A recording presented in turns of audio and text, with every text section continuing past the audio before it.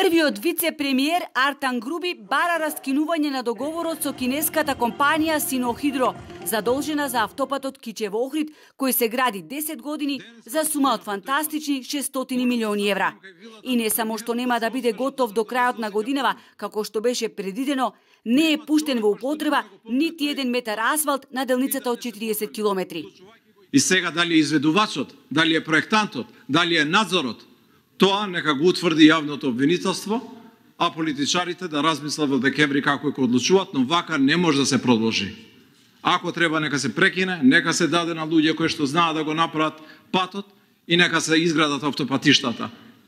И да се започне кривична постапка за погрешно проектирање, 11 нови свлечишта на Кичево-Охрид. Тоа е апсолутно неприфатливо.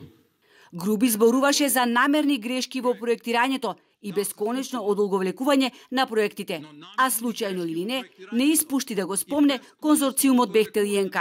Не знам како ќе гласат пратениците на крај на декември во однос на продолжување на тој договор, но кога ги започнавме разговорите со менаџерите на Бехтел и ЕНК за изградата на коридорите 8 и 10D, ни рекоа дека ќе бидат готови пред да се заврши кинескиот автопат, што навистина се случи, рече Груби, кому толку многу му се сложило по пат, што морал да застане кај вилата на премиерот да се освежи.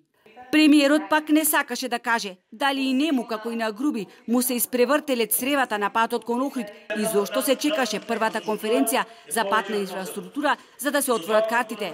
Не одговори и дали ставот на Груби има некаква позадина, со оглед на тоа што интегративците со години молча, иако очигледно имале сознанија што се случува. Ковачевски само се сложи дека било недозволиво да се гради еден автопат 10 години. Треба да се направи, како што кажав, ревизија и врз основа на неа да се донесе одлука како да се продолжи, а една од опциите е секако и раскинување на тој договор.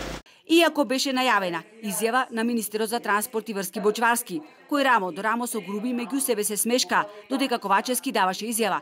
Кога му дојде редот, буквално избега од камерите. На отворањето на конференцијата, во поздравното обраќање, Бочварски зборуваше како во државава да тече мед и млеко, кога е во прашање патната инфраструктура. Споменав дека Северна Македонија е крстопат на